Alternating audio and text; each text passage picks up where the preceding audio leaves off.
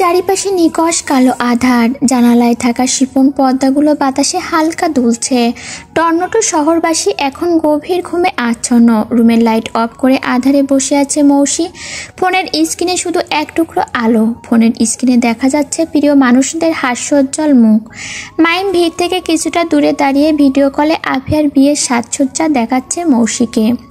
সবার মুখে প্রাণোচ্ছল হাসি। একপাশে তাসিনকেও দেখা যাচ্ছে খুব মনোযোগ দিয়ে কাজ করছে। মুখটা কেমন শুকনো হয়ে আছে। একটা গাঁদা ফুলের মালা বেশি ঝুলে পড়েছে বলে ওইটা ঠিক করে দিচ্ছে। মাহিম ক্যামেরাটা অন্যদিকে ঘুরিয়ে নিল। মৌসি মুখ ফুটে বলতে পারল না ফোনটা আগের জায়গায় ধরে রাখতে। একটা টানা দীর্ঘশ্বাস ফেলে ফোনটা কেটে দিল সে। মৌসি বিছানা থেকে উঠে গিয়ে জানালার পর্দাটা সরিয়ে দিয়ে চেয়ার টেনে জানালার কাছে বসলো। আকাশে একগুচ্ছ তারার মেলা, মাঝখানে রূপবতী একটা চাঁদ। মৌসি হাত উঁচু করে কয়েকটা তারা গুনে নিষ্পলকভাবে তারাদের দিকে তাকিয়ে রইল। স্মৃতির পাতায় উল্টিয়ে কিশোরী মনের সেই ভয়াবহ প্রেম আশ্রে পড়ল মনের দুয়ারে। মৌসি ছোট থেকে খুবই চঞ্চল স্বভাবের মেয়ে। ঘুরিয়ে পেঁচিয়ে কথা বলতে জানে না সে। সব সময় মাথায় দুষ্টু বুদ্ধি ঘুরতে থাকে তার। একবার ছোটরা মিলে আখির জন্মদিন পালন করে ছাদে। ঠিক রাত 12টায় সারপ্রাইজ দেওয়ার জন্য ঘুমের মধ্যে আকিকে ধরে ছাদে নিয়ে যায়। সেই রাতে সবাই খুব মজা করে। বাড়ির বড়রা সবাই ঘুমিয়ে তখন। নিজেদেরও ঘুমাতে হবে। মৌসি নিজের বাড়িতে ছাড়া এ বাড়িতে ঘুমাতে চায় না। পাশাপাশি বাড়ি বলে থাকার জন্য কেউ জোরাজুরিও করে না। আফিয়াদের ঘুমাতে বলে তাজিনকে বাড়ির গেট পর্যন্ত এগিয়ে দিয়ে আসতে বলে মৌসি। অনেকটা রাত হওয়ায় সবার ঘুম পাচ্ছে। আখি তো আগেই ঘুমোতে চলে গিয়েছে। আপিয়া আর রোশনি কেকটা নিয়ে নিচে চলে যাচ্ছিল। মৌসি কেকটা খেতে ইচ্ছে করছে বলে তার কাছে দিতে বলল। আপিয়াও কেকটা মৌসির হাতে ধরিয়ে দিয়ে নিচে নেমে আসলো। তিহান, বিহান, তাসিন, আপিয়া, মৌসি, রোশনি সবাই একসাথে ছাদে থেকে নিচে নেমে আসলো। মৌসি ড্রয়িং রুমে চোপায় বসে কেকটা নিয়ে খেতে বসলো। সবাই কিছুক্ষণ দাঁড়িয়ে থেকে যার যার ঘরে ঘুমাতে গেল। সবাই ঘুমাতে যেতেই মৌসি ড্রয়িং রুমের আলো নিভিয়ে তাসিনের হাত টেনে ধরে চুপি চুপি আবারও ছাদে চলে আসলো। তাসিন নিচু স্বরে বলল, আবার ছাদে আসলি কেন? মৌসি তার চেয়েও নিচু স্বরে ফিসফিস করে বলল, প্রেম করতে। তাসিন মৌসির দুষ্টুমি মাখা কথা শুনে মৌসিকে হ্যাঁচকা নিয়ে খুব কাছে নিয়ে এসে আরও ফিসফিস করে বলে, তাহলে শুরু করি, কি বলিস? তাসিনের তপ্ত শ্বাস মৌসির চোখে মুখে পড়ছে। কিছুটা কেঁপে উঠল সে। মৌসির কপালে চলে আসা চুলগুলো তাসিনের কানের কাছে গুজে দিল। তাসিন একটু একটু করে মৌসির দিকে ঝুঁকে আসছিল। মৌসির লজ্জা পেয়ে চোখ নামিয়ে নিল। তাসিন যেই মৌসির নাকের সাথে নাক ঘেঁষে দিতে যাবে তখনই মৌসির হাতে থাকা এক পিস কেক তাসিনের মুখের সামনে ধরল। তাসিন মৌসির এমন কাণ্ডে চোখ পাকিয়ে তার দিকে তাকায়। মৌসি, তুই তো জানিস কেকের ক্রিম আমার একদম অপছন্দ। দেখলে গা গুলিয়ে আসে। ওইদিকে এত ঝুঁকে আসছিলেন কেন? তাসিন মৌসির কোমর আরো শক্ত করে ধরে বলল, ওই ক্রিমটা টেস্টি বলে। যা, সবসময় বাজে কথা।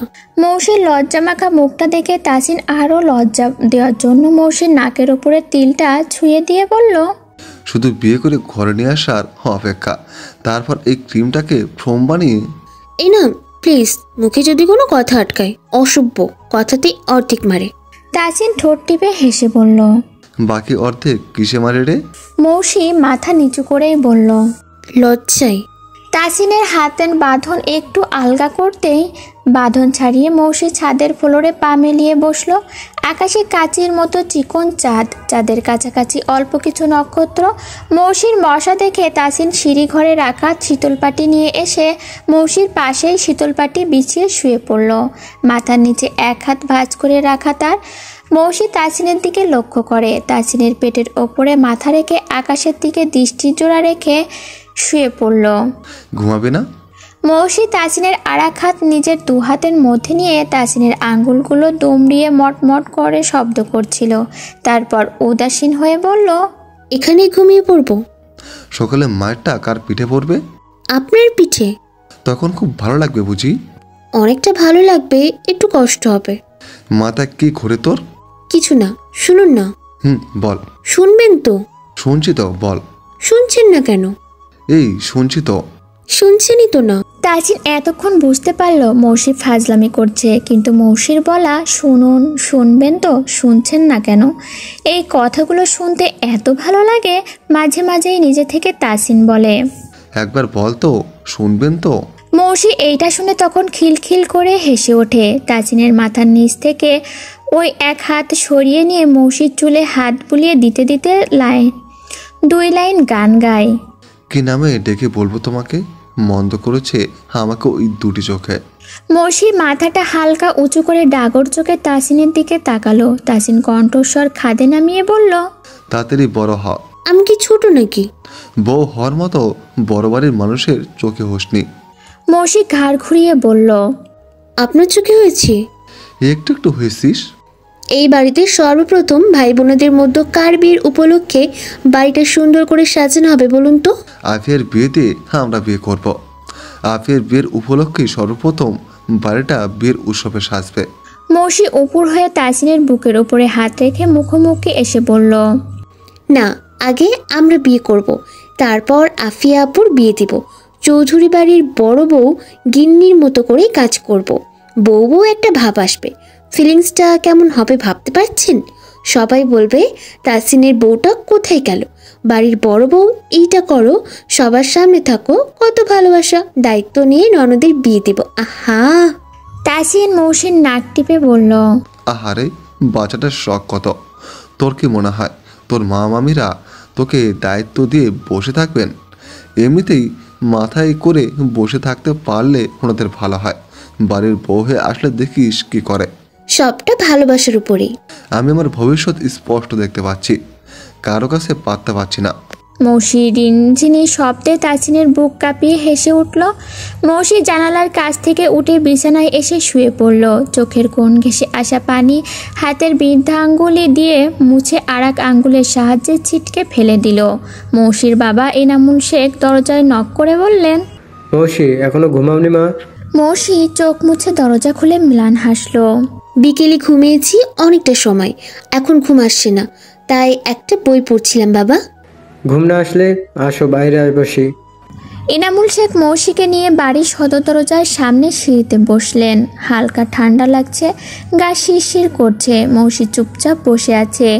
এনামুল শেখ আগে থেকে কথা শুরু করলেন, তোমার মায়ের সঙ্গে কথা হয়েছে? না বাবা। বলছো না কেন? ফোনে পাচ্ছি না। ভাবছিলাম দেশে যাব, প্লেনের টিকিট কাটবো, দুটো টিকিট কাটি। বাবা, আমি এখন দেশে যাচ্ছি না, তুমি ঘুরে এসো। এই সময় মায়ের তোমাকে প্রয়োজন। সবচেয়ে বেশি প্রয়োজন ছিল তোমাকে। আই নো বাবা। তাহলে আমার সাথে চলো। মৌসি ব্যথিত গলায় বলল, কোন মুখে যাব বাবা? তুমি আমার সঙ্গে যাবে নিজের বাড়িতে? এখন না বাবা, আমার সময় লাগবে। সবকিছু হাতের বাইরে চলে যাওয়ার পর যাবা? হাতের বাইরে যেটা যাওয়ার চলে গিয়েছে বাবা, আর কিছু নেই, কিচ্ছু না। হাতের বাইরে কিছু যায়নি, তুমি একবার গিয়ে দেখো।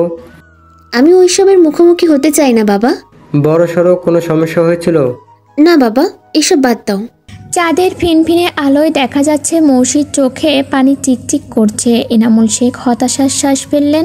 মেয়ের সঙ্গে সহজ হয়ে বন্ধুর মতো মিশেও কিছু জানতে পারছেন না, না কিছু করতে পারছেন। তিনি দেখছেন তার মেয়েটাও কষ্ট পাচ্ছে, তারপরও কিছু করার পথ পাচ্ছেন না। মৌসিকে নর্মাল থাকতে বলে তিনি বললেন, এখন কি করবা তাহলে? তোমার ক্যারিয়ার? ডিরেক্টর সাহেবের সঙ্গে কথা হয়েছে, বাংলাদেশের বাইরে শুটিং স্পট সিলেক্ট করতে বলেছি। যদি সম্ভব না হয় তাহলে এখন কাজ থেকেও দূরত্ব বজায় রাখবো। এই সিদ্ধান্তগুলো কি তুমি ঠিক নিচ্ছ? জানি না বাবা, আমি কিছু বুঝতে পারছি না। শুধু একটা সমস্যার জন্য তোমার জীবনের পুরোটা জার্নি তুমি এইভাবে হেলায় ভাসতে পারো না মৌসি। ফিল্মের জগতে এসে গানটাকে প্রাধান্য দিতে দেখি না তোমাকে, এখন আবার মুভি নিয়ে কাজ করতে হিমশিম খাচ্ছ। সিদ্ধান্ত নিতে এত ভুগতে হয় কেন তোমাকে? একটা ধরলে আরেকটা ছেড়ে দাও। অন্যান্য মানুষেরা তো একাধিক কাজ মেনটেন করে চলে, আর তুমি একটার বেশি কাজ নিয়ে ভাবতে গেলেই আগেরটা পিছনে ফেলে দাও। শক্তি পাই না বাবা, নিজের উপরে কনফিডেন্স নেই। যার উপরে ভরসা করে স্বপ্নের পথে হাঁটতে শুরু করেছিলাম, নিজের প্রতি কনফিডেন্ট তৈরি করেছিলাম, সেই সব কনফিডেন্ট ভেঙে দিয়েছে। একাধিক কাজ মেনটেন করার শক্তির জায়গা আর নেই। মনে মনে কথাগুলো আওড়িয়ে চুপচাপ বসে রইল মৌসি। চারপাশে নিস্তব্ধতা ঘিরে ধরেছে, কোথাও কোনো শব্দ নেই। ধুমধাম করে আফিয়ার বিয়ে সম্পন্ন হলো। মৌসির কিনে রাখা উপহার নওশিনের নাম করে নওশিন আফিয়ার হাতে দিয়ে দিল মৌসির কথা মতো। বিয়েতে লোবনা সহ মির্জা বাড়ির সবাই এসেছে। তহমিনা চৌধুরী বাবার বাড়ির সবাইকে দেখে আনন্দে আত্মহারাও হয়ে আছেন। একদিকে মেয়ে বিদায় দেওয়ার বেদনা, অন্যদিকে প্রথমবার বাবাকে নিজের বাড়িতে দেখার আনন্দ, দুটোর অনুভূতি বাঁধিয়ে রাখার মতো। হাসির মুখে কান্না, কান্নার মুখে হাসি। আফিয়া বিদায়ের সময় বড়সড় একটা ধাক্কা খেল সবাই। যখন দেখা গেল সবার কান্নাকাটির মধ্যে তন্ময়ের প্যানিক অ্যাটাক হয়ে জ্ঞান হারিয়েছে, সবাই হতভম্ব। যখন নিজেদের মেয়ে বিদায়ের শোকে সবাই মর্মাহত, তখন তন্ময়ের এই অবস্থা। সবাইকে পিছনে ফেলে আফিয়া ছুটে গেল তন্ময়ের কাছে। সারাদিন তন্ময়ের মাকে নিয়ে তন্ময় ডক্টরের কাছে ছুটাছুটি করেছে। কিছুদিন যাবৎ তার মায়ের শরীরটা ভালো যায় না। ডক্টরের সিরিয়ালে নিয়ে রেখেছিল আগে থেকে, কিন্তু তাসিনের একের পর এক ফোন পেয়ে নিরুপায় হয়ে আবার এখানে ছুটে এসেছে।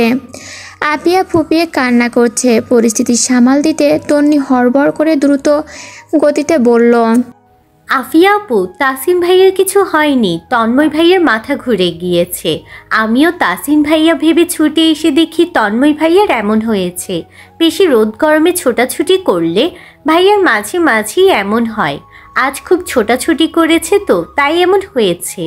তিহান ভাইয়া, আপনি একটু আমার সাথে ভাইয়াকে ধরেন, একটু রেস্ট নিলে ঠিক হয়ে যাবে।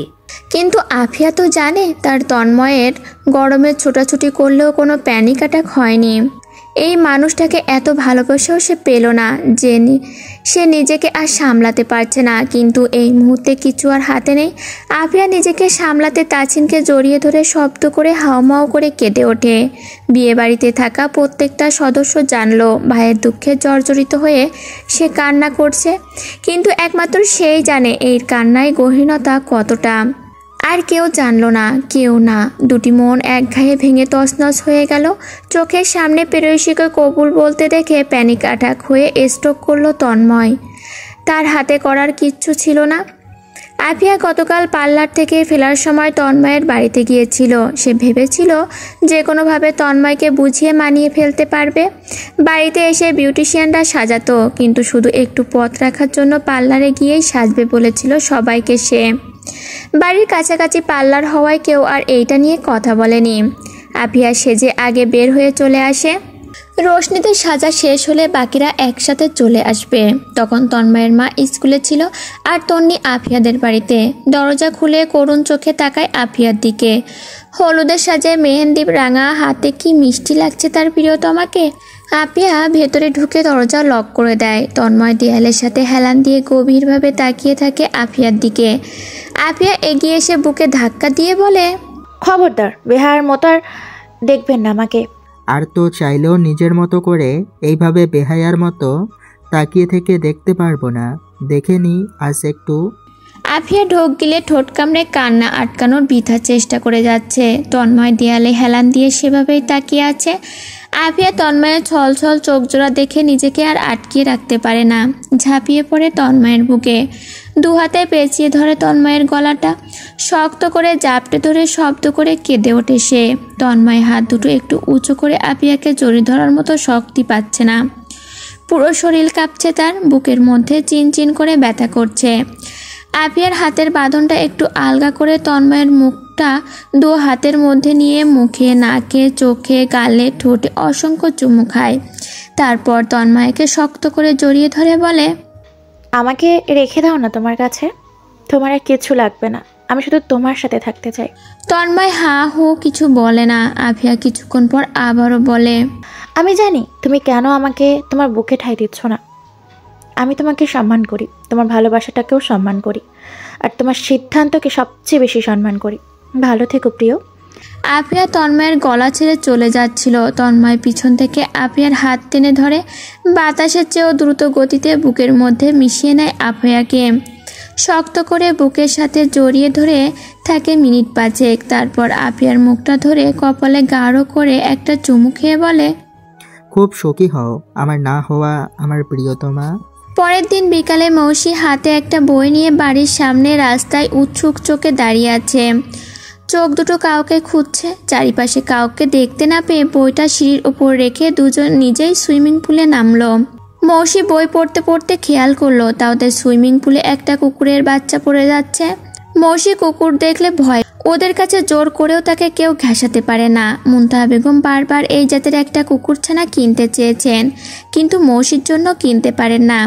কিন্তু আজ তার চোখের সামনে এইভাবে একটা প্রাণ চলে যাবে, তাই নিজের ভয় ডয় দূর করে পুলে নেমে কুকুরছানাকে তুলল সে।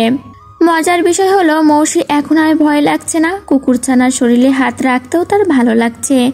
মৌসি শুকনো একটা কাপড় দিয়ে ছানাটার গা মুছিয়ে দিল। মুছানো শেষ হতেই মৌসির হাতের মধ্যে থেকে ছানাটা দৌড়ে চলে গেল রাস্তায়। মৌসি তার দৌড়ানো লক্ষ্য করে দেখতে পেল কুকুরছানাটা এক লাফে লানাফের কোলে। লানাফ মৌসিদের বাড়ির দুয়ারে ফ্রোডোকে নিয়ে বসে পড়ল। লানাফ হাঁপাচ্ছে, তার লালচে মুখ দেখে মনে হচ্ছে পুরো টর্নেডোর নিজের এলাকাটুকু কয়েকবার দৌড়েছে।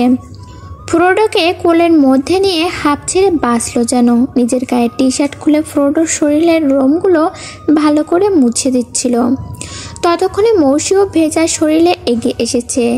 একটা পশুর জন্য এমন মায়া দেখে কপাল কুঁচকালো সে। মুখে জমা বিরক্তির ভাবটুকু নিয়েই বলল, এতই যখন ভালোবাসা আটকে রাখতে কি হয়? লানাফ মৌসির দিকে না তাকিয়েই বলল, সব ভালোবাসা কি আর আটকিয়ে রাখা যায় মিস? মৌসির মুখটা কেমন কাচুমচু হয়ে গেল। একটুখানি ঢোক গিলে বলল, ইচ্ছে থাকলেই রাখা যায়। লানাফ ফ্রোডোর শরীর মুছিয়ে বসা থেকে উঠে দাঁড়িয়ে টি শার্টটা ঝাড়া দিয়ে বলল, দেখে তো বেশ স্মার্ট মনে হয়, এত বোকা বোকা কথা বলেন যে।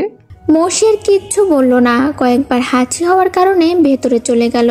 লানাফও ফ্রোডোর গলায় ঝোলানো ফিতাটা ধরে নিজের বাড়ির দিকে হাঁটা ধরল। তন্ময় আজ হসপিটাল থেকে রিলিজ নিয়ে বাড়িতে এসেছে। শরীরটা খুবই দুর্বল, চোখের নিচে কালো ছাপ, চোখে মুখে মায়া লেপ্টে আছে, বুকে অসহনীয় ব্যথা। চোখের সামনে ভালোবাসার মানুষের বিয়ে সে অন্য কারো হয়ে যাচ্ছে, এইটা কিভাবে সহ্য করবে সে? প্যানিক অ্যাটাক হয়ে জ্ঞান হারিয়েছিল, অবস্থা খারাপের দিকে যাচ্ছিল বুঝতে পেরে তাসিন তখনই হসপিটালে নিয়ে আসে।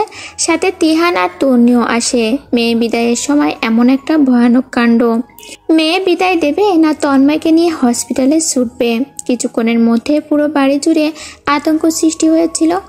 আহসানুল চৌধুরী তাসিনকে হসপিটালে যেতে বলেন এবং এই দিকটা নিজেরা সামলান। বিয়ের কাজ সুষ্ঠুভাবেই সম্পূর্ণ হয়। দুটো মানুষ শুধু ভালোবাসার মানুষ হারিয়ে ফেলে খুব যত্ন করে। সময় তার গতিতেই বয়ে যাচ্ছে, কারো জীবন কোথাও থেমে নেই, সব কিছু নিজ গতিতেই এগিয়ে যাচ্ছে। সমুদ্রের স্রোত যেমন কাউকে পরোয়া করে না, তেমন জীবনও কাউকে পরোয়া করে থেমে থাকে না। শূন্যতার জায়গা পূরণ করে ঠিকই সব চলতে থাকে।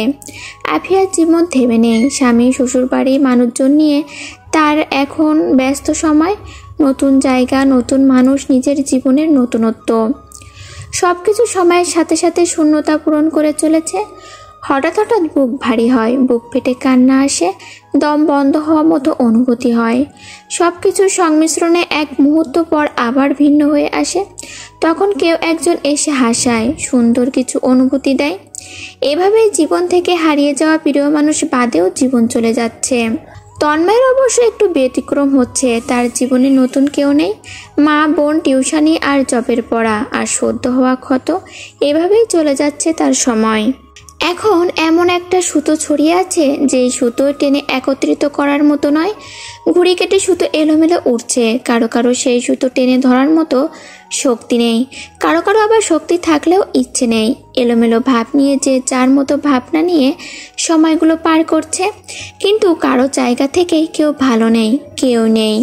চৌধুরী বাড়িতে আগের মতো আর উৎসবমুখর পরিবেশ নেই। সবার মুখ ভরা হাসি নেই। বাড়ির পুরুষগণ বাইরে চলে গেলেই বাড়ির সবাই নীরব, যে যার মতো সময় কাটায়। বাচ্চারা স্কুলে যায়, গিন্নিরা আর নানা গল্পে খিলখিল করে হেসে ওঠে না। তাসিনেরও বাড়ি আসার নিয়ম নেই, কখন আসে কখন যায় সহজে কেউ ধরতে পারে না। শুধু তাহমিনা চৌধুরী ছেলের আশাটা দেখেন, রাতে খাবার বেড়ে দেন। যতক্ষণ তাসিন না আসে ততক্ষণ ঘুমোতে যান না তিনি। কিন্তু সকালে খুব ভোরেই তাসিন বেরিয়ে যায়, সেইটা তাহমিনা চৌধুরী দেখতে পান না। পরে ফোন করে খোঁজ নেন। এই এলোমেলো রংবিহীন সাদামাটা জীবন আর ভালো লাগে না। আর ভালো লাগছে না। সারা জীবন হেসে খেলে পার করে আসা সংসার এই শেষ বয়সে এসে এমন নিভু নিভু দেখতে একদমই ভালো লাগে না তার। তাহমিনা চৌধুরী আহসানুল চৌধুরী বিকেলে বাড়ি ফিরলে তাহসিনের বিয়ের বিষয়ে কথা তোলেন। তাহমিনার মন ভার করা কথা শুনে আহসানুল চৌধুরী ও তার কথায় হ্যাঁ মেলান। রাতে তাহসিন বাড়ি ফিরলে তাহমিনা চৌধুরী খাবার টেবিলে তাহসিনকে খেতে দিয়ে বিয়ের কথা ওঠালেন। এত রাত করে বাড়ি ফিরিস কেন বাবা? তাহসিন প্লেটে ভাত মেখে নিয়ে মুখে এক লোকমা ভাত তুলতে তুলতে বলল, কাজ থাকে মা। তাহমিনা চৌধুরী কিভাবে কথাটা উঠাবেন ভেবে পাচ্ছিলেন না। কথার মাঝে এক পর্যায়ে বললেন, সেদিন লুবনাকে দেখেছিলি বাবা? হ্যাঁ মা, সবার সাথে তো কথা হয়েছে। তাহমিনা চৌধুরী হাসি হাসি মুখে জিজ্ঞাসা করলেন, লুবনার সাথে কথা বলেছিলি? না মা, আলাদা করে কারোর সাথে বলিনি। লুবনার নাম্বার দেবো, কথা বলবি? তাহসিন মায়ের দিকে চোখ তুলে তাকালো, ভুরু কুঁচকে বলল, কেন? আমাকে বললি না লাল টুকটুকে বউ এনে দিবি? বলেছি, তাই বলে এখনই? তাহমিনা চৌধুরী কাঁদো কাঁদো কণ্ঠে বললেন, বাড়িটা কেমন জানি হয়ে গিয়েছে, হাসি নেই, সবাই যন্ত্রের মতো চলাফেরা করে। আমি হাসি খুশি মানুষ, আমার সংসার হবে হাসি আনন্দে মুখরিত। আমি বিয়ে করলেই তোমার সংসারে আনন্দ ফিরে আসবে মা। বিয়েটা তো কর। তাহসিন মাছের কাটা চিবাতে চিবাতে বলল, বিয়ে করলে তো বউনের বাইরে থাকবো, তোমার সংসারে আলোকে জ্বালাবে। তাহমিনা আটকে ওঠা কণ্ঠে বললেন, বাইরে থাকবি মানে? কিসের বাইরে থাকবি?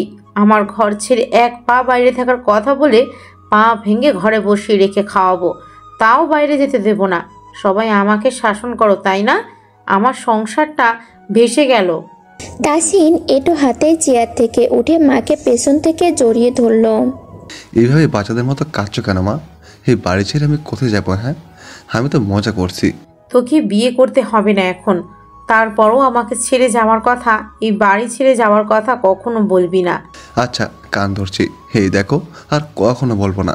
তাহমিনা চৌধুরী ছেলের গালে হাত রাখলেন, তারপর বললেন, আফিয়াকে বিয়ে দিয়ে বাড়ি একদম ফাঁকা হয়ে গিয়েছে, তার উপর মৌসি।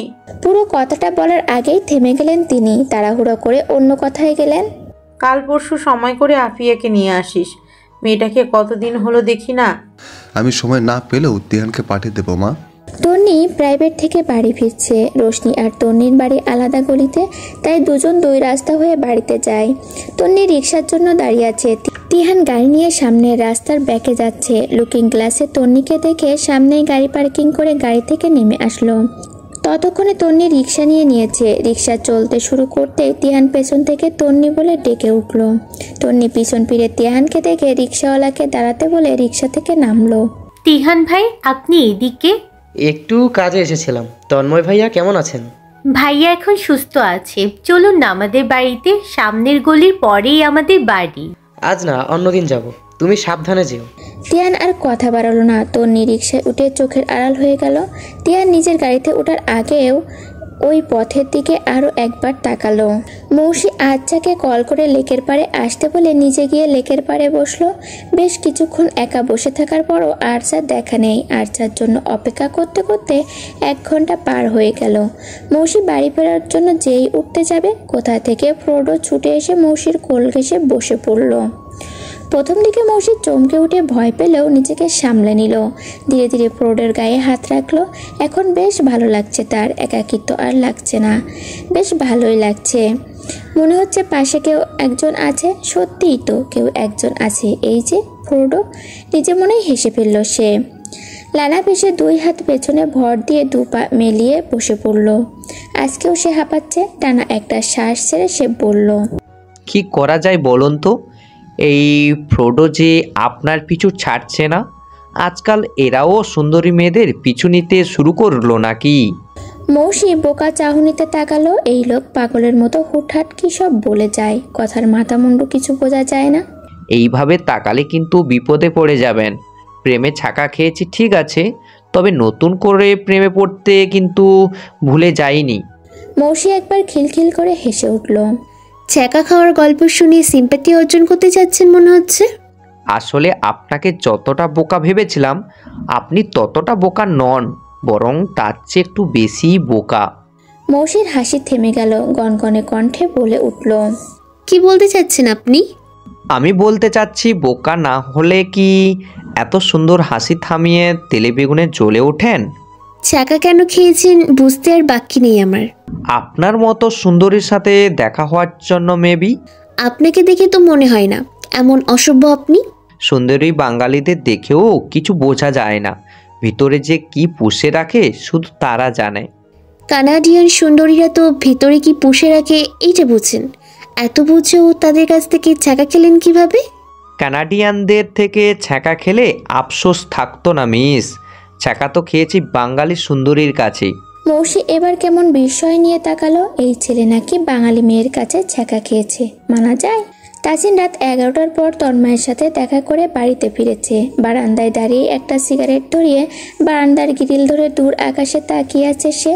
সিগারেট টেনে অন্ধকারে ধোঁয়া ছাড়ছে। সারাদিন যেমন তেমন, রাত হলেই যেন আসল নেশা ধরে থাকে। এই নেশা কি আজীবনেও কাটাতে পারবে সে? আনমনে প্রিয় একটা মুখের ছবি আঁকছে সে। এরই মধ্যে বিছানার ওপর ফোন বাজছে। তাসিন বারান্দা থেকে ঘরে এসে ফোনটা হাতে নিয়ে ফোনের স্ক্রিনে দেখে অচেনা নাম্বার। অচেনা নাম্বার দেখে কিছুক্ষণ স্থির হয়ে যায় সে। এই অচেনা নাম্বার নিয়েও তার জীবন কত হাস্যকর স্মৃতি আছে। কলটা কেটে গিয়ে পুনরায় আবার বেজে উঠল। তাসিন কলটা রিসিভ করতেই অপর পাশ থেকে মেয়েলি কণ্ঠের একজন বলল, একদম উদাসীন জীবন বেছে নিলেন কেন? কে আপনি? আপনার শুভাকাঙ্ক্ষী। পরিচয় দেন। পরিচয় দিলে কি প্রেম নিবেদন করবেন, না শুরু হওয়ার আগে বিচ্ছেদ রটিয়ে দিবেন? তাসিন ফোনের স্ক্রিনে তাকিয়ে আরও একবার নাম্বারটা ভালো করে দেখে নিল। না তো, পরিচিত নাম্বার নয়। তাসিন কিছু না বলে ফোনটা কেটে দেবে, তখনই অপর পাশ থেকে মেয়েটা রিনরিনে কণ্ঠে বলে উঠল, দুঃখকে প্রশ্রয় দিলে দুঃখ বাড়ে, দুঃখ ছেড়ে আমাকে খুঁজুন, আর শহরতলির ছায়ার তলে মায়া করে আমাকে বুঝুন। এই মেয়ে, ফাজলামি কম করো। শুভাকাঙ্ক্ষীর কদর বুঝতে হয় মন্ত্রীমশাই। তাসিন বিরক্ত হয়ে ফোন কেটে দিল। অপর পাশের মেয়েটা রাতের আধার কাঁপিয়ে রিনরিনে কণ্ঠে খিলখিল করে হেসে উঠল। মিনমিন করে বলল, তোমাকে তো আমার লাগবেই মন্ত্রীমশাই। পৃথিবীর এই গোল চিত্রে কখন কার সাথে কোথায় কিভাবে মুখোমুখি হয়ে যাবে তা কেউ জানে না। জানে না আদৌ মুখোমুখি না হতে চাওয়া মানুষদের সাথে মুখোমুখি হয়ে গেলে কি পরিস্থিতিতে পড়তে হয়। মৌসি বাংলাদেশ থেকে চলে আসার মাস 6 পর ঠিক এমনটাই হলো দুবাইয়ের এক শহরে। তাসিন কিছু কাজে দুবাই এসেছে, সাথে তার পার্লামেন্টের লোকজন আছে। তাসিনরা রোব ডাউন টাউনে উঠেছে। সেদিন সন্ধ্যার পর তাসিনরা একটু বের হয়েছে। রোব ডাউন টাউনের সামনের দিকটাতে হাঁটছে তারা। হঠাৎ করে চোখ পড়ল হোটেলের অপোজিটের রাস্তাটার দিকে। মনে হয় কিছু হচ্ছে সেখানে। বেশ কিছু বাঙালি দাঁড়িয়ে আছে। তাসিনরা গল্পে গল্পে সামনের দিকে একটু এগিয়ে গেল। কথার ফাঁকে একবার সামনের দিকে তাকিয়ে তাসিন থমকে দাঁড়িয়ে পড়ল। একটু দূরে একটা অসম্ভব সুন্দরী মেয়ে একটা সুদর্শন পুরুষের বুকের এক পাশে হাত রেখে দাঁড়িয়ে আছে। মেয়েটার রঙিন জর্জেট শাড়ির আঁচল বাতাসে উঠছে ইচ্ছে মতো।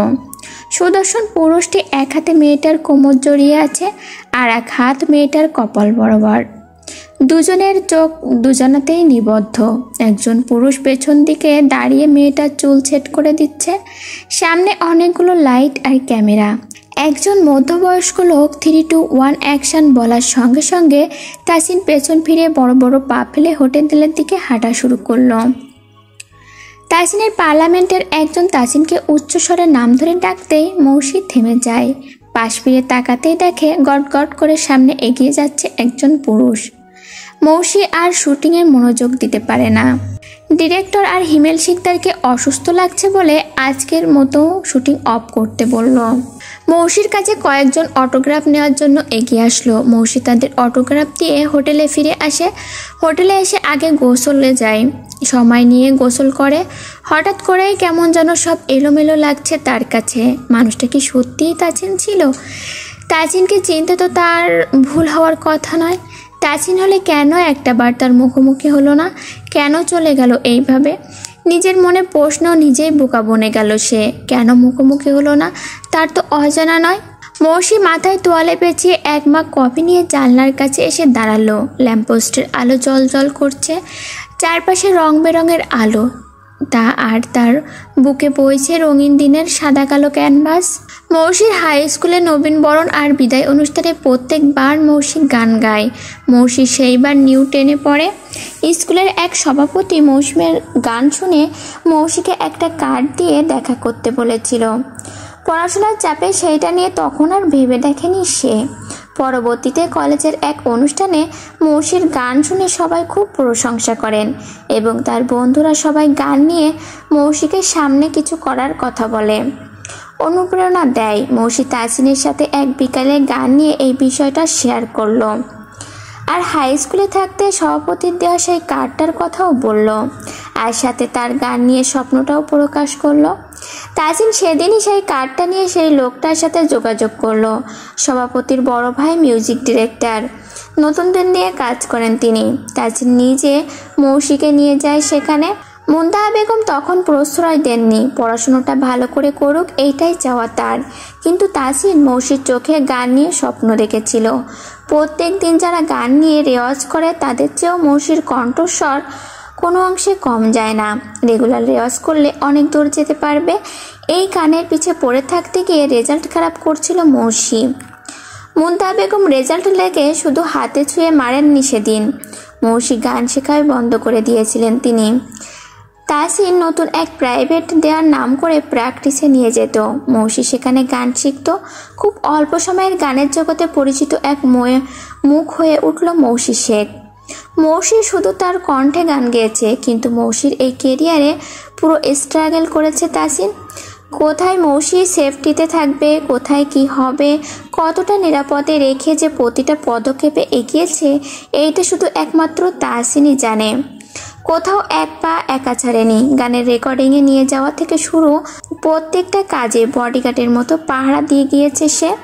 একমাত্র মৌসি জানে ভালো মানুষের আড়ালে কতগুলো কালো হাত তাকে ছুঁতে গিয়েছে আর সেই কালো হাত থেকে কিভাবে ডানা মেলিয়ে তাসিন তাকে আগলিয়ে রেখেছে প্রতিটা মুহূর্ত। সে দিনগুলো এখন শুধুই স্মৃতি। তারপর থেকে তাসিন দুবাইয়ে যে কয়টা দিন ছিল এক প্রকার পালিয়ে বেড়ানোর মতো করে লুকিয়ে প্রত্যেকটা জায়গায় গিয়ে কাজ সেরেছে সে। নিজে থেকে একবারই আর কখনো সে মুখোমুখি হতে চায় না। মৌসিও কিছুদিনের মধ্যে দুবাইয়ের শ্যুট শেষ করে কানাডায় চলে এসেছে। আফিয়া রান্না করছে। মারিয়ার মিমি আফিয়ার কাছে বসে গল্প শুনছে। মারিয়ার মিমি মৌসির বিষয়ে বেশ কৌতূহল প্রকাশ করছে। এত বড় একজন নায়িকা তাদের ভাবির কাজিন, ভাবলেই তাদের খুশি লাগে। কিন্তু যখন শোনে তাসিনের মতো মানুষকে বিয়ে না করে চলে গিয়েছে, এটা শুনেও তাদের খারাপ লাগে। মারিয়া খুঁটিয়ে খুঁটিয়ে আরও অনেক গল্প শোনে। আফিয়ারও নিজের বাড়ির গল্প করতে ভালোই লাগে। এই বাড়িতে মারিয়া আর মিমি তার সবচেয়ে ভালো বন্ধু হয়ে উঠেছে এখন। মেয়ে দুটো ভারী মিষ্টি। মিমি ক্লাস 7-এ পড়ে আর মারিয়া ইন্টার ফার্স্ট ইয়ারে পড়ে। মায়ের বয়স হচ্ছে, চাকরিও আর বেশি দিন নেই, মাসখানেকের মধ্যে রিটায়ার। তন্নি মনে মনে ভাবে তারও কিছু করা দরকার, অন্তত নিজের পড়াশুনোটা চালানোর মতো তো কিছু করতেই হবে। তন্ময়ের চাকরিটা না হওয়া পর্যন্ত তাকেও ভাইয়ের পাশে দাঁড়ানো উচিত। তন্নি ভেবেচিন্তে টিউশনি করাবে ভাবলো, কিন্তু টিউশনি পাওয়াও কষ্টকর। ভাইয়া জানলে টিউশনি করাতে দেবে না। তারপর ভাবলো আগে তো খুঁজুক, পরে ভাইয়াকে বোঝানো যাবে। তন্নি টিউশনের জন্য কয়েকজন বন্ধুদের বলে রাখলো। বেশি দিন অবশ্য টিউশনি খোঁজার জন্য ছুটতে হলো না। এক বন্ধু ছোট বোনকে পড়াতে হবে, তারপর তাদেরই পাড়ায়। টিউশনিটা পেয়ে তন্নি খুব খুশি হলো। রাতে ভাইয়াকে আর মাকে বলে রাজিও করে ফেললো। অন্তত তার পড়াশোনার খরচটা তো সে চালাতে পারবে। সময় করে আর একটা খুঁজে নেবে ভাবলো। মৌসি বাঙালি সব থেকে কিছু কেনাকাটা করে বাড়ি ফিরছিল। পথে আর্চার সাথে দেখা। দুজন বাড়ির পথে আসছিল।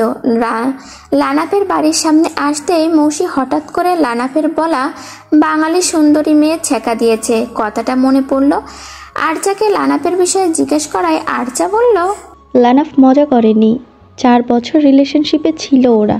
সিরিয়াসলি 4 বছর ধরে একটা বাঙালি মেয়ের সঙ্গে ওর সম্পর্ক ছিল? হ্যাঁ, মেয়েটা ক্যালিগরিতে তার মামার কাছে থাকতো। লানাফ প্রায় মেয়েটাকে এদিকে ঘুরতে নিয়ে আসতো। তারপর কি হলো? হঠাৎ করে শুনি মেয়েটা না বলেই দেশে চলে গিয়েছে। মৌসি অবাক হয়ে বলল, এতদিনের রিলেশন না বলে চলে গেল? হ্যাঁ গো, তারপর থেকে তেমন বাইরে দেখি না লানাফকে। খুব কম কথা বলে। আগে সব সময় গাড়ি নিয়ে ঘুরতো, এখন বাইরে কম বের হয়। আমার সাথে তো খুব ফাজলামি করে। মৌসির বিড়বিড় করে কথা বলা দেখে আরজা শুধালো। কিছু বললে? না, তেমন কিছু না। আরজাকে বাই বলে নিজের বাড়িতে ঢুকে পড়লো মৌসি। বাড়িতে ঢুকে ড্রয়িং রুমে ব্যাগগুলো রাখতে রাখতে পাশের বাড়ির জানালায় অনিচ্ছাকৃতভাবে চোখ পড়ে গেল। লানা ফ্যানের সাথে একটা কাপড় দিয়ে কি যেন করছে। হঠাৎ মৌসির মনে খারাপ ভাবনা উকি দিল। তাড়াহুড়ো করে শব্দ করে দরজা খুলে দৌড়ে লানাফের বাড়ির সামনে গিয়ে জোরে জোরে দরজা ধাক্কাতে লাগলো মৌসি। লানাফ এসে দরজা খুলে হাসি মুখে জানতে চাইলো, কোনো সমস্যা? এই তীব্র ঠান্ডার মাঝেও মৌসি তত্তর করে ঘামছে, নাকের আগায় বিন্দু বিন্দু ঘাম। মেয়েটা হাঁপাচ্ছে। লানাপ একটা পানির বোতল নিয়ে এসে মৌসির দিকে এগিয়ে দিল। মৌসি ঢকঢক করে পানি খেয়ে হড়বড় করে বলল, মরতে কেন গিয়েছিলেন? এইভাবে কেউ নিজের জীবন দেয়? কথার আগামাথা বুঝতে না পেরে লানাপ ভুরু কুচকে তাকিয়ে থাকে। কি বললেন বুঝিনি। মৌসি যেইটাকে লম্বা কোনো কাপড় ভেবেছিল সেটা ছোটখাটো একটা কাপড় লানা ফার্নিচার মোছার জন্য ব্যবহার করছিল। সামনাসামনি কাপড়টা দেখে বোঝা গেল। লানাপের কথায় মৌসির জবাব দিল, এতদিন আমি আপনার কথার আগামাথা বুঝিনি, আজ আপনি বুঝেননি কাটাকাটি। লানাপ মাথা চুলকিয়ে কথা বোঝার চেষ্টা করছিল। হঠাৎ হেসে বলল, আপনি কি কোনোভাবে ভাবছিলেন আমি সুইসাইড করছিলাম? লানাপের হাসি দেখে মৌসির দাঁতের দাঁত চিপিয়ে বলল, এবার সত্যি বলে মরতে বললেও দেখতে আসবো না। হো সরি, আমি সত্যি ব্যাপারটা বুঝিনি। মৌসি গা ছাড়া ভাব করে বলল, ওকে, ইটস ওকে। এক cup coffee miss? No thanks. মৌসি বাড়ির দিকে চলে যাচ্ছিল। লানাপ হাতের কাপড়টা ফেলে মৌসির পেছন পেছন দৌড়ে আসলো। মৌসি পেছনে না ফিরেই পড়ল, জীবনটা এমন হাস্যকর বানাচ্ছেন কেন? লানাপ গম্ভীর হয়ে বলল, হাস্যকর বানিয়েছে তো সে। মৌসি পিছন ফিরে দাঁড়িয়ে পড়ে বলল, কে? যে আমার ভালোবাসাকে হাস্যকর বানিয়ে পালিয়েছে। পালিয়েছে কথাটা শুনে মৌসি বেশ কিছুক্ষণ কিছু বলতে পারল না। জানালা দিয়ে উকি দিয়ে এনামুল শেখকে দরজা লক করে রাখতে বলে লেকের দিকে হাঁটা ধরল। ফ্রোডো ও লানাপের পেছন পেছন আসছে। মৌসি ফ্রোডোকে দেখে বলল, সেদিন আপনার কুকুরটা ওইভাবে ঝাঁপ দিল কেন? আমার দুঃখে বন্ধু শোকে পড়েছিল, আমার শোকে কাতর হয়ে জীবন ত্যাগ করতে চেয়েছিল। মৌসি সন্ধিয়ার নজরে বলল, মজা করছেন? লেকের পাড়ে দুজন বসলো। লানাপ এবার গম্ভীর হয়ে বলল, ফ্রডো আমার মন খারাপ বোঝে। আমার মন খারাপ দেখলে ওর মাথায় কাজ করে না, ছুটে বেড়ায়। কোন দিকে ছোটে ওর নিজের হুঁশ থাকে না তখন। তো আপনার কুকুরটা আমার সুইমিং পুলে ঝাঁপ দিল কেন? আপনি বাঙালি এটা বুঝতে পেরেছে হয়তো। মৌসি ভুরু কুচকে বলল, তো আপনি সাহায্য করতে পারেন। মৌসি অবাক হয়ে বলল, আমি কিভাবে সাহায্য করব? ওর বাড়ি ঢাকাতে। আমি বাংলাদেশ যাওয়ার সাহস পাচ্ছি না, আমার পরিচিত কেউ নেই। তাই আপনি যদি আমার খুব ভালো বন্ধু হন তাহলে আমি সাহস পাবো। আপনি কি এই সাহায্যটুকু করতে পারবেন না? লানাফের চোখে মুখে অনুরোধের ছাপ। মৌসির এই প্রথম লানাফের জন্য ভীষণ কষ্ট হলো। ভালোবাসা বুঝি এমনও হয়? মৌসি লানাফের দিকে বন্ধুত্বের হাত বাড়িয়ে দিল। লানাফের চোখে পানি ছলছল করছে। চোখে ছলছল পানি নিয়েও মৌসি হাত ধরে হেসে ফেলল। এখন তো বন্ধু আমরা, এবার বলো তোমার গার্লফ্রেন্ডকে কিভাবে খুঁজতে পারি? নাম পরিচয় কিছু বলো। ওর নাম লাহা। লাহার মুখে ঢাকা শহর নিয়ে খুব গল্প শুনতাম। ঢাকাতেই স্থায়ী ওরা। ওর দাদু ওদের সংসারের কর্তা। সবাই ওর দাদুর কথা অক্ষরে অক্ষরে পালন করে চলে। আর হ্যাঁ, ও খুব সুন্দর গান গায়। এতটুকুতে ঢাকা শহরে কিভাবে খুঁজে পাবো বুঝতে পারছি না, তারপরেও আমি চেষ্টা করব। লাহার পিকচার দেখাও তো দেখি, এখান থেকে কিছু করতে পারি কিনা। লানাপ চুপচাপ বসে রইল। মৌসি ছবি দেখার আগ্রহ নিয়ে লানাপের দিকে তাকিয়ে আছে। লানাপ বলল, লাহার ছবি দেখাতে পারবো না। ওর যাওয়ার আগে আমার অজান্তে সব ছবি ডিলিট করে দিয়ে গেছে, যেটা ও চলে যাওয়ার পর জানতে পেরেছি আমি। ঠিক বুঝলাম না। লাহা কানাডা থেকে চলে যাওয়ার আগের দিন আমার সাথে দেখা করে। আমার ফোন, ল্যাপটপের পাসওয়ার্ড সব ওর জানা ছিল। আমার ফোন নিয়ে ছবিগুলো ডিলিট করে। মনে আছে ওই সময় আমি ওর জন্য একটা খাবারের জিনিস আনতে গিয়েছিলাম। ও ওই লেকের পাড়েই বসেছিল। আমার ল্যাপটপটা সেদিনও নিয়ে যায়, আগেও মাঝে মধ্যেই নিয়ে যেত। কোথায় কি থাকে ওর সব জানা, আমাদের মাঝে কোনো প্রাইভেসি ছিল না। মৌসি অবাক হয়ে তাকিয়ে রইল। যে তোমার থেকে এইভাবে লুকিয়ে পালিয়ে চলে গেল, তোমাকে ঠকালো, তার প্রতি এখনো তোমার এত ভালোবাসা? ও আমাকে ঠকায়নি। লাস্ট দিন ও খুব কান্নাকাটি করছিল, ওর চোখে আমি কখনো পানি দেখিনি। সেদিনও খুব কান্নাকাটি করছিল, আমি ওর কান্নার মানে বুঝিনি। কেন কাছে জানতে চাওনি? বলেছিল বাড়ির সবাইকে মিস করছে। কতদিন আগে গিয়েছে? 2 বছর। এতদিনই আর কোনো যোগাযোগ করেনি? লানাপ মাথা নিচু করলো, যার অর্থ না। মৌসি আবার বলল, লাহা যেখানে থাকতো সেখানে খোঁজ করনি? করেছি, কাউকে পাইনি। লানা ফোন বের করে একটা ছবি দেখালো। ভার্সিটির ক্যাম্পাসে দল বেঁধে একটা ছবি। এখানে 50+ মানুষ আছে, সবার মুখ স্পষ্ট না। লানা জুম করে দেখালো, কিন্তু মৌসি স্পষ্ট বুঝতে পারছে না। কিন্তু মৌসির মনে হলো এই চেহারাটা কোথাও না কোথাও সে দেখেছে, কিন্তু কোথায় যে দেখেছে মনে করতে পারছে না। তাসিন দেশে এসে ব্যস্ত সময় পার করছে, সামনে নির্বাচন, মাথা ভর্তি চিন্তা। এই এত চিন্তার মাঝে মাথাটা টন টন করছে তার। বিছানায় শুয়ে 2 হাত কপালের উপরে ভাঁজ করে রেখে চোখ বন্ধ করে রইল। চোখের পাতায় ঘুম ঘুম ভাব। এই মাথা ব্যথার সময় একটা হাত তার অতি প্রিয় ছিল, যেই হাতটা মাথায় রাখলেই মনে হতো সব ব্যথা পথ ভুলে হারিয়ে গেল যেন।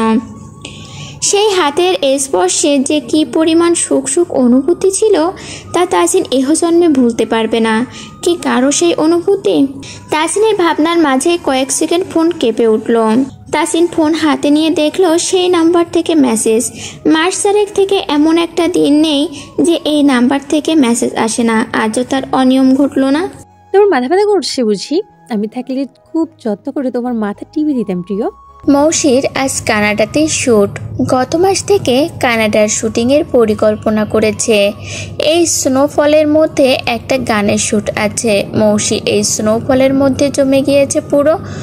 অল্প বিস্তর এই ঠান্ডার মধ্যে বন্ধুত্ব আছে বলেই কিছুটা হলেও মানিয়ে নিতে পারছে। শুটিং স্পটে লানাপ আর আর্চাও এসেছে আজ। এই প্রথম তারা দুজন কোনো মুভির শুটিং দেখছে। বিষয়টা বেশ উপভোগ করছে তারা। স্নোফলে গাড়ি বাড়ি গাছপালা সব ঢেকে গিয়েছে। গাছের ডালে পেঁচা পেঁচা একরাশ মেঘ যেন বাসা বেঁধেছে। মৌসির আগেও অনেকবার স্নোফল দেখেছে। স্নোফল মৌসির খুব প্রিয় একটা জিনিস। এই মৌসুমটাকেই সে খুব পছন্দ করে। আজকের এই স্নোফলটা তার কাজের সাথে সংযুক্ত একটা দিন। আজকের দিনটা আরও ভালো লাগার কথা ছিল তার, কিন্তু মৌসির কোথাও একটা ভীষণ ফাঁকা ফাঁকা লাগছে। তন্নি যেই বাড়িতে টিউশন করাতে যায় সেই পিচ্চিটার বড় ভাই তিহানের বেস্ট ফ্রেন্ড। তিহানের ফ্রেন্ড তিহানদেরই আইটি ফার্মে চাকরি করে। তিহান প্রায় তাদের বাড়িতে যাওয়া আসা করে।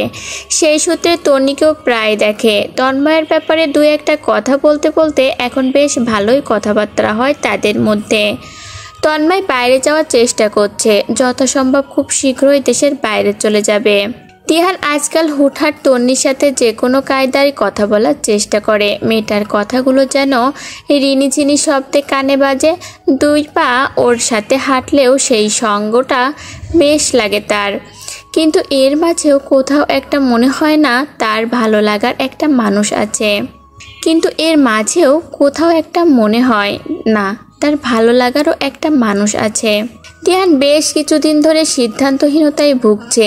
একবার মনে হচ্ছে মনের কথা মৌসিকে জানিয়ে দেওয়া উচিত, আবার মনে হচ্ছে এত দূর থেকে কিভাবেই বা জানাবে সে। এইভাবেই বা আর কতদিনই চলবে। নিজের সাথে বোঝাপড়া করে একটা সিদ্ধান্ত নিয়েই নিল। শুটিং শেষ করে মৌসি বাড়িতে এসে বিশ্রাম নিচ্ছিল। তিহানের কল দেখে মৌসি উঠে বসলো। সচরাচর তিহান কল দেয় না, মেসেজেই কথা বলে। বাড়ির কিছু হলো নাকি ভেবে তাড়াহুড়া করে ফোন ধরল। তিহান অপর পাশ থেকে ঝটপট করে কিছু বলতে গিয়েও থেমে গেল। মৌসি বলল, তিহান ভাই, বাড়ির সবাই ঠিক আছে? বাড়ির সবাই ভালো আছে, তুমি কেমন আছো? মৌসি স্বস্তির শ্বাস নিল। হ্যাঁ, ভালো আছি। তোমার শুটিংয়ের কি অবস্থা? চলছে ভালোই। বাড়ির সবাই ভালো আছে তাই না? হ্যাঁ, সবাই ঠিকঠাক আছে। তিহান ভাই? মৌসি কিছু বলতে গিয়ে জোরে একটা শ্বাস নিল, তারপর আবার বলল, তাসিনের কি অবস্থা? সারাদিন কি করে ও? তিহানের অশান্ত মনটা আরো অস্থির হয়ে গেল। এতক্ষণ যে অস্থিরতার ঢেউ বয়ে চলছিল তা যেন দ্বিগুণ হয়ে গেল। কোনো রকমে মৌসিকে বলল, হ্যাঁ ভালোই। তারপরে ভালো থেকেও পরে কথা হবে বলে ফোন কেটে দিল। মৌসি কিছুটা অবাক হয়ে আবার আগের মতো করে শুয়ে পড়ল। তিহানের মনের কথা না জানিয়ে অন্তত এইটুকু বুঝেছে মৌসির ভেতরে তাকে নিয়ে কোনো অনুভূতি নেই। কই নিজে থেকে তো তিহান কেমন আছে এটা কখনো জানতে চায় না। তাহলে কি তিহান মন গড়া একদিন মরিচিকার পেছনে ছুটেছে? নানা রকম ভাবনা থেকে তিহান অনেক কিছুই বুঝে যায়। এরপর থেকে তিহান নিজেকে সময় দেয়। প্রতিটাক্ষণ ভালো লাগা কোনগুলো আর ভালোবাসলে কেমন হয় সেগুলো মিলাতে থাকে। একত্রিত করতে থাকে ভালো লাগা আর ভালোবাসার অনুভূতিগুলো আসলেই কেমন হয় এইগুলো নিয়ে প্রায় সময় ভাবতে থাকে। প্রতিফল খুব শীঘ্রই অনুধাবনও করতে পারে। আফিয়া দুই ননদকে নিয়ে বাবার বাড়িতে কিছুদিন থাকবে বলে বেড়াতে এসেছে। মারিয়া আর মিমি রশনি নসিনদের সাথে বসে লুডো খেলছে। জুই এসে লুডুর গুটি নেবে বলে হাত পা ছড়িয়ে কান্না করছে। জুইয়ের কান্না দেখে তাসিন ঘর থেকে বেরিয়ে আসলো। জুইকে কোলে তুলে নিয়ে কি হয়েছে জানার চেষ্টা করছে। জুই কান্না ভেজা কণ্ঠে বলল, আম তুতি নিব। রোশনি পাশ থেকে বলল, ভাইয়া আমরা খেলা করছি, খেলা জমে গিয়েছে, এখন ওকে গুটি দেবে কিভাবে? তাসিন জুইকে কোলে নিয়ে লুডো বোর্ডের কাছে এসে দাঁড়ালো। তারপর বলল, কারো গুটি পেকে ঘরে যায়নি। নওশিন বলল, হ্যাঁ ভাইয়া, আমার 2টা গুটি পেকেছে। তাসিন তোয়াকে একটা কলম নিয়ে আসতে বলল। তারপর নওশিনের ঘরে পাকানো 2টো গুটি হাতে তুলে নিয়ে গুটির ঘরে কলমের কালি দিয়ে চিহ্ন করে রাখলো। তারপর বলল, নওশিন 4 আর 3 পড়লে গুটি তুলে দিও। এই 2টা নিয়ে জুই যতক্ষণে খেলুক। জুই 2টি গুটি হাতে পেয়ে সদ্য ওঠা দাঁত 2টো বের করে হাসলো। এই দিকে তার চোখে পানি টলমল করছে। তাসিন গালে নাক ঘেঁষে দিয়ে জুইকে নামিয়ে ঘরে চলে গেল। ঘরে যাওয়ার আগে ছোট মাকে 1 মগ কফি দিতে বলল। ঘরে গিয়ে তাসিন ফোনটা হাতে নিয়ে দেখে ওই নাম্বার থেকে একটা মেসেজ এসেছে। মেসেজটা এমন, তুমি এত হ্যান্ডসাম কেন গো? তাসিন রিপ্লাই করে না। হয়তো কল আসলে বিরক্ত হয়ে ব্লক করে দিত এতদিনে, কিন্তু নিজের খুব কাছের পরিচিত ভেবে ব্লক করে না। এই মেয়েটা তার নারী নক্ষত্র সব জানে। তাসিন কখন কি করে প্রায় সময় সেইটা মেসেজ করে বলে দেয়। তাসিন মেসেজ দেখেও কোনো ভ্রুক্ষেপ করে না। তার প্রথম মনে হতো মা হয়তো লুবানাকে নাম্বার দিয়েছে, কিন্তু পরপর সামনাসামনি কয়েকবার দেখা হওয়ার পর তাসিনের একটুও মনে হয়নি এই মেসেজের মেয়েটা লুবানা হতে পারে। লুবনার চোখ মুখের ভাষা অন্যরকম, খুবই শান্ত স্বভাবের। লুবনাকে কখনো তাকিয়ে থাকতে দেখে না। যতটুকুই এই বাড়িতে আসে খুব চুপচাপ থাকে। তার চালচলনে বোঝার উপায় নেই এই মেয়েটা অমন জ্বালাতে পারে। তার চেয়ে বড় কথা, লুবনার চোখে তাসিনের জন্য কোনো মুগ্ধতাই তাসিন দেখেনি। সবসময় নর্মাল ভাব, বাড়াবাড়ি কিছু নেই, বরং মেয়েটাকে আরো দুঃখী মনে হয় তার। লুবনার প্রতি যে ধারণা ছিল সেটা লুবনার চালচলনেই বুঝতে পেরেছে সে। কিন্তু তাসিনকে মেসেজটা দেয় কে? এইভাবে আরও মাস 6 পার হয়ে গেল। মৌসির আরও একটা মুভি শুটিংয়ের কাজ অর্ধেক শেষ হয়েছে, বাকি অর্ধেক এই স্নোফলের মধ্যে সম্ভব নয়। তাই মৌসি এখন অবসরের সময় কাটাচ্ছে।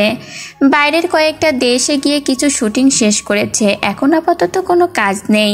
হিমেলকে টরন্টো শহরটা একটু ঘুরিয়ে দেখিয়েছে শুধু। এই সময় বের হওয়ায় কষ্টকর। হিমেলের এমনিতেই ঠান্ডার সমস্যা আছে, তাই আরও শুটিং অফ রাখা। লানা বাংলাদেশের ভিসার জন্য কাগজপত্র জমা দিয়েছে। সে লাহাকে কিভাবে খুঁজে পাবে তা জানে না, তবুও সে বাংলাদেশে যেতে চায়। তার মনে হয় বাংলাদেশে গেলে লাহার দেখা ঠিকই পাবে। তার এই ভালোবাসা আর বিশ্বাস দেখে মৌসি আপ্লুত হয়ে যায়। লানা ভিসা পেলে সে তার সাথে যেতে না পারলেও মাহিম, নৌশিন, তিহান ভাইদের বলবে লানাপকে সাহায্য করতে। আর মাহিমের ওপর আরও পুরো আস্থা আছে। মাহিম লানাপের সাথে প্রত্যেকটা মুহূর্ত থাকতে পারবে আর যথেষ্ট সাহায্য করতে পারবে। কিছুদিন আগে লানাপের কিছু কথা মাথায় এসেছে। লাহার ভার্সিটির নাম আর সেশন তার জানা ছিল। এটা মৌসিকে বলতেই মৌসি তিহানকে পাঠিয়েছিল, কিন্তু কোনো খোঁজ পায়নি লাহার। লানাপ আর তারপরও আশা নিয়ে আছে সে ঠিকই তার লাহাকে খুঁজে বের করবে, যেভাবেই হোক বের করবে। টর্নেটো ডেপফোর্থের বাঙালি এলাকায় ভাবির চা শপে লানাপ আর আরচাকে নিয়ে মৌসি চা খেতে এসেছে। দিনে একবার হলেও হাঁটতে হাঁটতে মৌসি এখানে চা খেতে আসে, সাথে লানাপ আর আরচাকেও ধরে নিয়ে আসে। একসাথে সময় কাটায়, আড্ডা দেয়, গানের আসর জমায়। মৌসির সঙ্গ পেয়েও তারাও সুন্দর সময় কাটায়। মৌসির অনেক বাঙালির সাথে ভাব জমেছে। ভাবির চায়ে বসে অনেক গল্প গুজব করে। এখানে সবার সাথে ভালো বন্ডিং তৈরি হয়ে গিয়েছে। এই এরিয়াটুকু মৌসির ভীষণ ভালো লাগে। এর আগেও মাঝে মাঝে আসতো, কিন্তু এবার কানাডায় এসে এই জায়গাটা তার প্রিয় হয়ে উঠেছে। নওশিন ভার্সিটি থেকে বাড়ি ফিরেছে। একদল নেশাখোর ছেলেপিলে রোজ এই জায়গাটায় দাঁড়িয়ে সিগারেট খায় আর বাজে বাজে কথা বলে। এই রাস্তাটা ছাড়া ভিন্ন কোনো নোংরা গলির রাস্তা থাকলেও নওশিন ওই রাস্তা থেকে হেঁটে যেত। তবুও এই নষ্ট মানুষের মাঝে কথার এই চকচকে রাস্তা ধরে সে কখনো যেত না। এই রাস্তাটুকু পার হতে তার গা গুলি আসে। প্রশাসনের কেউ এই নোংরা লোকজনের ডাস্টবিনটাকে যে কেন পরিষ্কার করে না তা সে জানে না, কিন্তু বড্ড অস্থির লাগে। এই অস্থিরতা আর ঘৃণার মাঝে শুধু একটা জিনিস তার চোখে পড়ে আর ভীষণ মায়া লাগে, তা হলো এই ছেলেগুলোর মাঝে থাকা একটা হ্যাংলা পাতলা সিপসিপে গড়নের একটা ছেলেকে দেখে তার ভীষণ মায়া লাগে। ছেলেটার চোখ দুটো যে কি ভীষণ মায়া তা মনে হয় শুধু নওশিনই জানে। এই নোংরা কথা কানে না নিয়েও সে ছ্যাঁচড়ার মতো কিভাবে যে তাকাতে তাকাতে যায় তা কেবল শুধু তার দু চোখ জানে। এরই মাঝে একদিন নওশিন ওই ছেলেটাকে একা হেঁটে যেতে দেখে পিছন থেকে ডাকলো। ছেলেটা পিছন ফিরে এদিক সেদিক তাকিয়ে আবার সামনে হাঁটা ধরলো। নওশিন এবার হাত উঁচু করে ডাকলো, এই যে শুনছেন, এই যে আপনাকে বলছি, এই কালো টি শার্ট, হ্যাঁ আপনাকেই। ছেলেটা এদিক সেদিক তাকাতে তাকাতে নওশিনের দিকে এগিয়ে আসলো। ছেলেটা স্পষ্ট কণ্ঠে বলল, আমাকে ডাকছেন? এখানে আপনি ছাড়া পরিচিত তো আর কেউ নেই। ছেলেটি স্পষ্ট এবং দৃঢ়তার সাথে বলল, আমি কি আপনার পরিচিত? জি, আপনি আমার পরিচিত, কিন্তু আমি আপনার পরিচিত নয়। ছেলেটি নওশিনের চোখের দিকে তাকিয়ে বলল, তো জানতে পারি কিভাবে আমি আপনার পরিচিত হলাম? চলুন সামনে হাঁটি। এত সাহস কিন্তু ভালো নয়। যে ছেলে বাজে ছেলেদের সাথে মিশেও এদিকে সেদিকে নজর না দিয়ে সোজা চোখের দিকে তাকিয়ে কথা বলে, তার সামনে একটু সাহসী তো হওয়াই যায়, তাই না? তাহলে তো এই সাহস রক্ষা করতেই হয়। কত দূর হাঁটতে চান? কত দূর হাঁটতে পারেন দেখি। ছেলেটা নওশিনের কথাবার্তায় বেশ ইমপ্রেস হলো। এমন হাস্যোজ্জ্বল নিখুঁত হাসি খুশি মাখা মুখ এত বছরের জীবনে দেখেছে বলে তার মনে পড়ল না। যেন মেয়েটি কথা বললে চোখ মুখ একসঙ্গে হেসে ওঠে। সামনে নির্বাচন, এইদিকে তন্ময়ও কানাডার কয়েকটা ভার্সিটিতে অ্যাপ্লাই করেছিল। তন্ময়ের বড় মামা কানাডায় থাকে, আরও সেই সূত্রে তন্ময় কয়েক দিনের মধ্যে কানাডায় চলে যাবে। তাসিন ভীষণ ব্যস্ততার মধ্যে সময় পার করছে, তন্ময়ের সাথে দেখা করার সময় পাচ্ছে না। তাসিন চেষ্টা করেও সময় মেলাতে হিমশিম খাচ্ছে। নির্বাচনের মার্কা বেরিয়ে গিয়েছে, এইদিকে তন্ময়ও যাওয়ার সময় হয়ে যাচ্ছে। তাসিন নিজেই তন্ময়কে অল্প সময়ের জন্য ডেকে নিল। তন্ময়ের সাথে কথাবার্তা বলে তন্ময়ের হাতে দুটো খাম দেয়, একটা তন্ময়ের জন্য আর একটা মৌসির কাছে পৌঁছে দেওয়ার জন্য। তন্ময় দেশের বাইরে চলে যাওয়ার পর তন্নিরা একদম একা হয়ে পড়েছে। তন্নির মায়েরও শরীর ভালো থাকে না। তন্ময়ের দেশের বাইরে যাওয়ার কথা শুনে তিহান নিজে থেকেই তন্নির নাম্বারটা নিয়েছিল আর নিজের নাম্বারটাও দিয়ে রেখেছে। তখন থেকেই তাদের মাঝে টুকটাক নিয়মিত কথা শুরু হয়। ধীরে ধীরে ভালো বন্ধুত্ব সম্পর্কও তৈরি হয়। এখন মাঝে মাঝেই দুজনে দেখা করে, ফুচকা খায়, হাতির ঝিলে বসে এক দুপুর পার করে দেয়। মাঝরাত পর্যন্ত দুজন সারাদিনের যাবতীয় ঘটনা একে অপরের থেকে শোনে, রাগ করে, অভিমান করে, আবার খিলখিল করে হেসে ওঠে। এভাবেই মিষ্টি খুনসুটির দিনগুলো পার হচ্ছিল।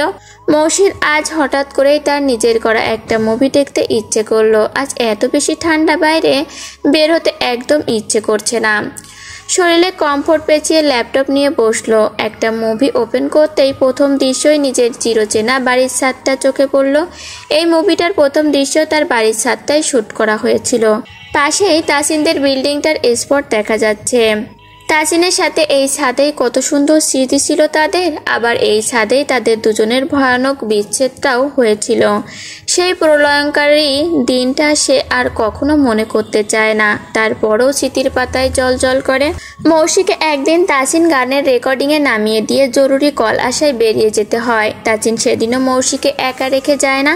কাছেই তাজিনের ক্লোজ ফ্রেন্ডের বাড়ি ছিল, সেখান থেকে ফ্রেন্ডের বোনকে মৌসির কাছে রেখে যায়। এই শহরের মানুষ চেনা বড় দায়, বছরের পর বছর কাটিয়েও মনের মধ্যে কি চলে বোঝা যায় না। তাই যতই মুখের ভালোবাসা থাকুক না কেন, পরিবারের বাইরে মৌসিকে কোথাও একা ছাড়ে না। এইদিকে খুব সতর্ক সে। সেদিনই মিউজিক ডিরেক্টর মৌসির কাছে একটা প্রস্তাব রাখে। রিসেন্টলি একটা মুভির জন্য কম বয়সী নতুন একটা চিত্রনায়িকা প্রয়োজন। কিছুদিন আগে ফিল্ম ইন্ডাস্ট্রির একজন বড় মাপের ডিরেক্টর মৌসিকে একটা গানের শোতে দেখে কথা বলতে চেয়েছেন। এমন সুযোগ পাওয়া যায় না। চিত্রনায়িকা হতে গেলে সাধনা করতে হয়, ডিরেক্টরদের পিছনে ঘুরতে হয়, কত মানুষজন ধরতে হয়। আর এইদিকে মৌসিকে যেচে এসে অফার দিচ্ছে। মৌসি বেশ পরিচিত বলে মুভির কিছু প্লট ও তিনি শোনালেন এবং এইটা নিয়ে বাড়িতে কথা বলতে বললেন। গান রেকর্ড করে মৌসি বিল্ডিংয়ের নিচে এসে দাঁড়ায়। রিক্সা নিয়ে নিজেই বাড়ি চলে যাবে। এইদিকে তাসিনের বন্ধু সেই বোনটা মৌসিকে উৎসাহ দিল, অনেক অনুপ্রেরণামূলক কথাবার্তা বলল। মৌসির মনে নতুন এক স্বপ্ন উকি দিল, মনে মনে কিছু রঙিন স্বপ্নও বুনে ফেলল। মৌসি বাড়িতে ফিরেই জানতে পারলো তার ছোট মামার অ্যাক্সিডেন্ট হয়েছে। বাড়ির সবাই সেখানে গিয়েছে। মৌসি মায়ের নম্বরে কল দিল। মুনতাহা বেগম বললেন তেমন কোনো সমস্যা নেই, হাতে পায়ে একটু লেগেছে, ফিরতে রাত হবে, তবে ছোট মামাকে নিয়ে চলে আসবে। মায়ের কাছ থেকে শুনে মৌসিও দুশ্চিন্তা মুক্ত হলো। মৌসির অস্থির লাগছে তাসিনকে খবরটা দেওয়ার জন্য। তাসিনকে না বলা পর্যন্ত সে শান্তি পাচ্ছে না। তাই তাসিনকে কল করে জরুরি কথা আছে বলে বাড়িতে আসতে বলল। তাসিন আসতেই মৌসি তাসিনকে নিয়ে ছাদে গেল। বাড়িতে আজকে কেউ নেই। মৌসির চাচি, ফুপি, নওশিন, নিশান সবাই নওশিনদের গ্রামে গিয়েছে। আর মিশান তো ঢাকার বাইরে থাকে। তাসিনের গায়ে সাদা টি শার্ট, ঘামে ভিজে পিঠের সঙ্গে লেপ্টে আছে, কপালে বিন্দু বিন্দু ঘাম জমেছে। এতক্ষণের অস্থিরতা মৌসির মুখটা দেখার পর হাওয়ায় উড়ে গেল। শীতল একটা স্রোত বয়ে গেল দেহ জুড়ে। মৌসি তাসিনের হাত ধরে টেনে নিয়ে গিয়ে দোলনায় বসলো দুজন। মৌসি তাসিনের হাতটা শক্ত করে ধরে পা দোলাতে দোলাতে হাসি মুখে বলল, আমি ফিল্মে কাজ করতে চাই। হুট করেই তাসিনের সেই আগের ন্যায় অস্থিরতা তাকে ঘিরে ধরে। শীতল বাতাসটা মুহূর্তেই প্রচণ্ড তপ্ত হয়ে যায়। তাসিন শান্ত কণ্ঠে বলল, মন মেজাজ ভালো নেই, এখন মজা করিস না। চট করেই মৌসি রেগে যায়। তাসিনের হাতটা হ্যাকসা টান মেরে সরিয়ে দিয়ে বলে, কিসের মেজাজ ভালো নেই আর কিসের মজা করছি আমি সিরিয়াস বলছি। মৌসির এমন ব্যবহারে তাসিন কিছুটা অবাক হয়। সে এখনো শান্ত। মৌসির দিকে তাকিয়ে বলে, সিরিয়াস মানে? আমি ফিল্মে কাজ করতে চাই, অফার পেয়েছি। তাসিন কিছুটা রকচটা টাইপের, কোনো কিছুই না ভেবেই আচমকা বলে দেয়, নিজের শরীর দেখে বেরানোর অফার? মৌসি এবার গর্জে ওঠে। হাসি মুখের ফর্সা মুখটা ক্ষণিকের মধ্যে রাগে লাল বান্ন ধারণ করে। তাসিন লাগামবিহীন কথাবার্তা বলে যায়, একজন পরিচিত মুখ, বড় গায়িকা হওয়ার পরেও তোর হয়নি, এখন আবার লোককে বডি ফিটনেস দেখে বেড়াতে হবে, অন্য পুরুষদের সাথে গা ঘেঁষে নাচানাচি করতে হবে। কবে না এসে বলিস তারা অন্য অপার করেছে। মৌসির রাগে গর্জে ওঠা লাল বর্ণ মুখটাই নিমিষেই কালো আধার নেমে আসে। চোখে পানি টলমল করে। ঠোঁট কামড়ে কান্না আটকে কোনো রকম বলে, ভাষা ঠিক করেন। তাসিন আরও রেগে উঠল। বসা থেকে উঠে উচ্চস্বরে বলল, কিসের ভাষা ঠিক করব? এখন আমার ভাষা খারাপ তাই না? এখন তো চোখ খুলেছে তোর, চারপাশে রঙিন জগৎ। এখন আমার মতো তাসিনকে তো আর দরকার নেই তোর। তুই তো এখন বডি দেখে বেরাবি। হ্যাঁ, তাই বেরোবো। প্রয়োজন বললে উলঙ্গ হয়ে ঘুরবো। তবু আপনার মতো মানুষ আমার আর চাই না। তাসিন সজোরে মৌসির গালে একটা চড় মারল। মৌসি ছিটকে খানিকটা দূরে সরে গেল। তাসিন মৌসির কাছে এগিয়ে গিয়ে তার দুই বাহু ঝাঁকিয়ে বলে, কি বললি আরেকবার বল। আমাকে আর চাস না তাই না? বল তাড়াতাড়ি বল। মৌসি কাঁদতে কাঁদতে বলল, আমার জীবন থাকতে তো আর চাই না। আমি এতদিন ভুল মানুষকে ভালোবেসেছি। নিজের ওপর ঘৃণা হচ্ছে আমার। ছি।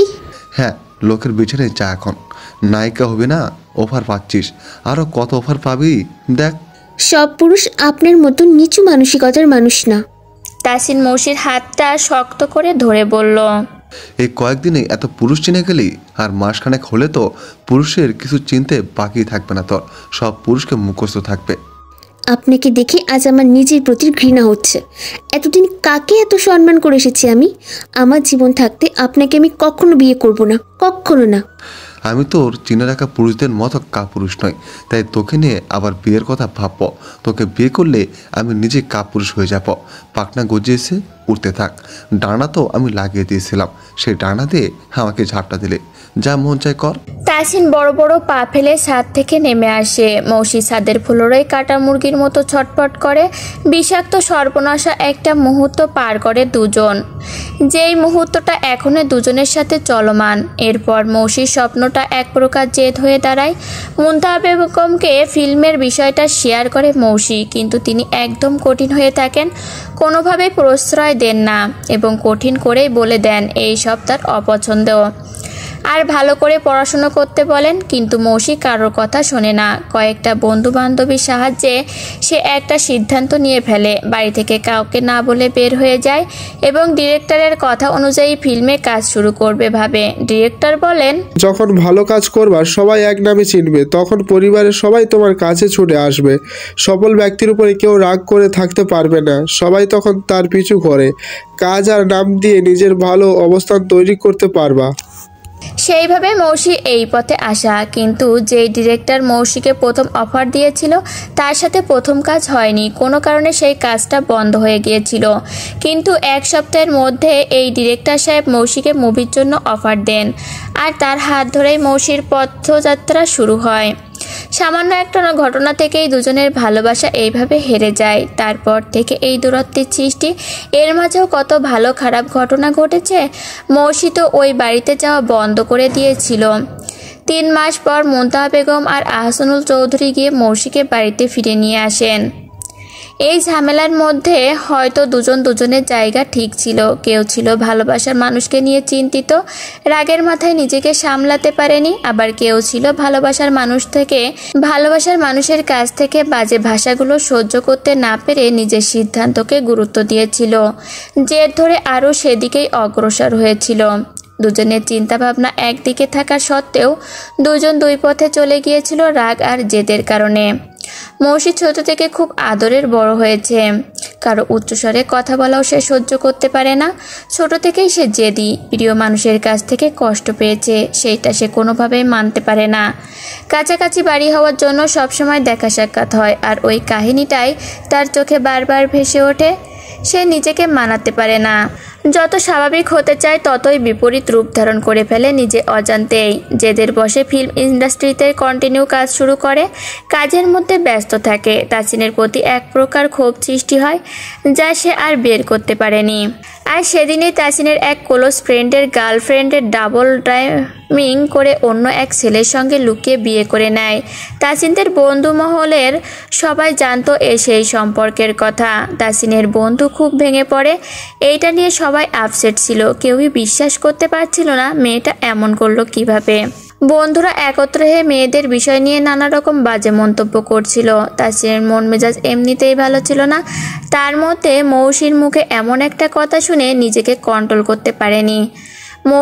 যেখানে মৌসিকে ভিড়ের মাঝেই সে দাঁড়াতে দেয় না, একজন বডিগার্ডের মতো পাহারা দেয় সর্বদা, সেখানে ফিল্মে সে কীভাবে সহ্য করবে?